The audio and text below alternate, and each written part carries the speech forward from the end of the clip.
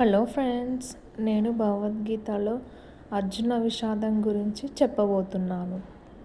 భగవద్గీతలో మొదటి అధ్యాయము మహాభారతం ఇతిహాసంలోని భీష్మ పర్వము 25వ అధ్యాయము మొదలు 42వ అధ్యాయము వరకు 18 అధ్యాయములు భగవద్గీతగా ప్రసిద్ధము.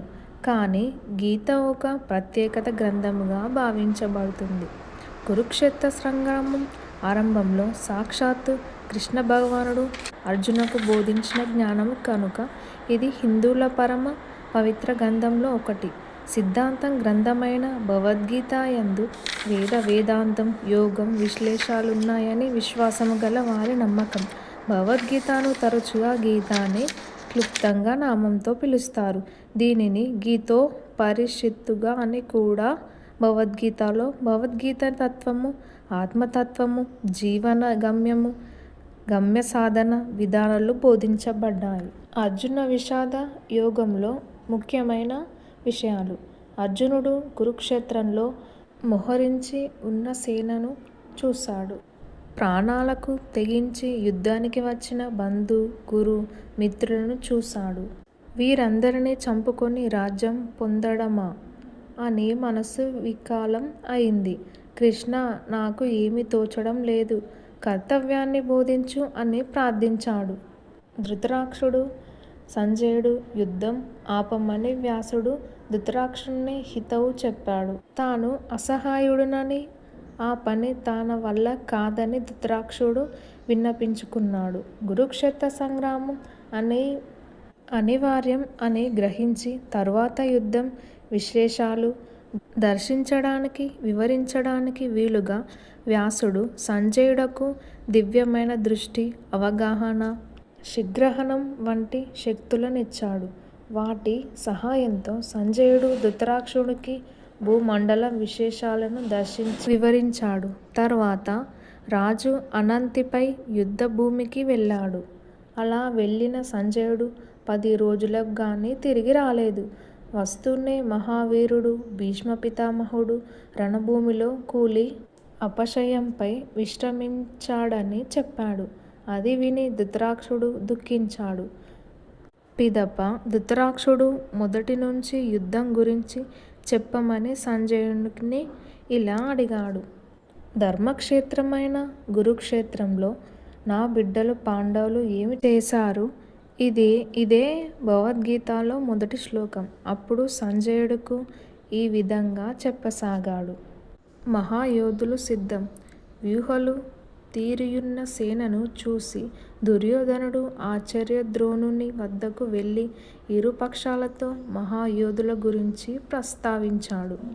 పాండవుల పక్షాన సాత్యకి, విరాటుడు, ద్రుపదుడు, దృష్టకేతువు, చకింతనుడు, కాశీరాజు, పురుజిత్తు, కుంతి, బోధుడు, శైల్యుడు, యుద్ధమన్యుడు, ఉత్తమోజుడు, అభిమన్యుడు, 5 ద్రౌపది పుత్రులు, ప్రతివిద్యులు, సూతసోముడు, శంతకర్ముడు, శంతనీయుడు, శృతసేనుడు వంటి మహావీరులున్నారు.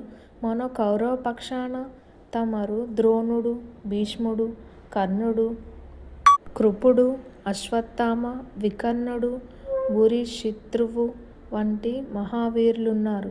అంతా జీవితాలను పణంగా పెట్టి యుద్ధరంగానికి వచ్చారు. భీముని రక్షణలో ఉన్న పాండవ సేన కంటే భీష్ముని రక్షణలో ఉన్న కౌరవ సేన అపరిమితము, అజేయము కనుక అందరూ భీష్ముని రక్షించడానికి సాధారణంగా ఉండాలి అని దుర్యోధనుడు ద్రోణునితో అన్నాడు. గురువృద్ధుడు, పితామహుడు ఆగు భీష్ముడు సింహనాదం చేస్తూ శంఖాన్ని పూరించాడు. శ్రీకృష్ణుడు పాంచజన్య శంఖాన్ని, అర్జునుడు దేవదత్త శంఖాన్ని, అలాగే ఇతరుల తమ శంఖాలను పూరించారు. భేరీ బాంకరాలతో యుద్ధరంగం దద్దరిల్లిపోయింది. అప్పుడు కౌరవుల బలం, వారిలోని యోధుల గురించి తెలుసుకునే నిమిత్తం క్వాపీధజుడైన అర్జునుడు తన భావ సారథి అయిన శ్రీకృష్ణునితో తమ రథాన్ని 2 సేనల మధ్యకు నడపమని చెప్పాడు. శ్రీకృష్ణుడు అలానే చూశాడు.